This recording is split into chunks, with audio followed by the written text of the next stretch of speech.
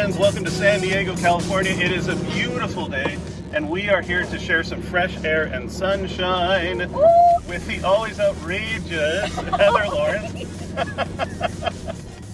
Right now, Heather, we're getting to know you a little bit better. What are some of the things that we can know about you? Like, how do you coffee or tea? Coffee. Coffee, tell me. Coffee to a fault. I will caffeinate until no one should ever give me caffeine ever again. Yeah, actually, I was the first person in my family to be a coffee drinker, in my nuclear family, I should say. And one of my proudest accomplishments of my life is at the age of 60, turning my dad from a Diet Coke drinker to a coffee drinker. Next thing that we're asking all our guests is mountains or ocean? Ocean. Why the hell do you think I live in San Diego? Fair enough.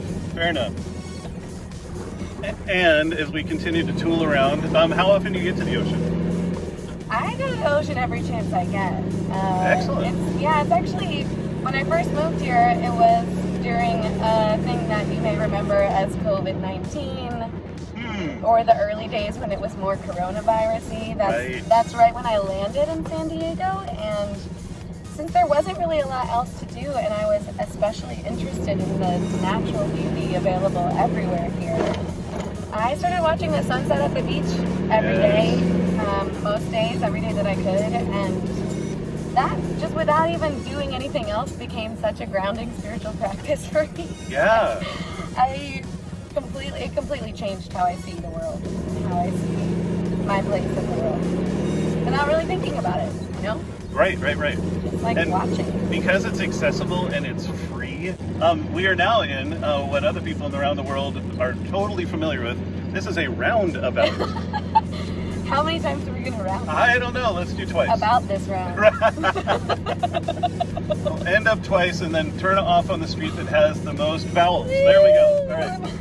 Is it Adam? It is Adam. That's right. I moved here to sort of find myself in a way. I mean, every move that I've made has been like towards a place and that I hope is going to be truer to me and to the life I want to live. But what got me here at Agape is a long history, I should say, tormented history in a lot of times with the church and with ministries. I was a part of a fundamentalist ministry when I was in college, and I like to call those my for Jesus days, where, a lot of what I learned there had to be unlearned, but the community and the relationships that I had in that time were some of the most important parts of my life, and I still look back with so much gratitude for them. Right. And I think college absolutely wouldn't have been the same without that. And so that's why I'm here at Agape. I want to make space for people to connect with each other and love each other.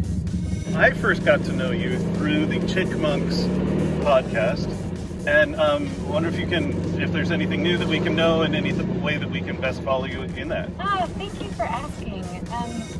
I started the Chickmonks podcast during this season of, after taking some time away from church, starting to put faith back together within the Christian tradition, and again try to find my place in all of it. And I noticed that the resources that I was finding that taught a kind of religion, a kind of Christianity that I could get behind, almost all of the voices that I was hearing and reading were masculine, and I felt kind of left out. And sometimes, you just want to hear like a woman's voice. Sometimes you just want to hear a feminine sound, and it just brings a different dynamic, a different dimension to God conversations. Right, and the episodes that I especially like are the complete, TV 14 episodes where there's some pretty good, pretty honest language that's used for big, honest feelings, and to create a space to hear this wonderful divine feminine spirituality talk about with a salty language. Yeah, it's pretty. There's I love it. Rage. There's some honest rage. Yeah, right. Because I think that's a really true and authentic expression of the state of the divine feminine right now, right? Like, I even feel it coming up right now. You can hear it in my voice.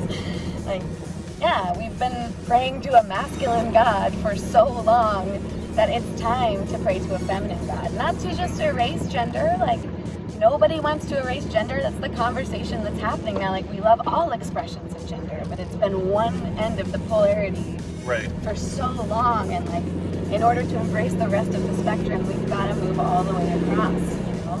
And that's what I think true inclusivity means, that we move all the way across. And include all expressions of God.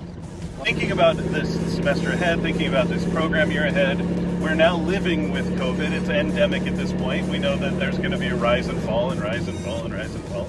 And the best thing that we can do is plan. So what do our students have to look forward to in your eyes and the work that we're going to do together, as well as we can do to support this crazy, crazy season in life? Yeah. I am really looking forward to the chance to actually connect IRL, in the flesh, in a circle instead of boxes on a screen, you know, and really create a community together based on what binds us together. What do we share in common? What's bringing us life? What's going to facilitate this kind of connection and love that sustains us through the constant transition of college? What's the best way for people to contact each other? You can catch me on the Chickmunks podcast, and you can catch me on agapesandiego.org. Thank you very much, and thank you for joining us. We're going to be back here, and until then, please enjoy the fresh air and sunshine wherever you are.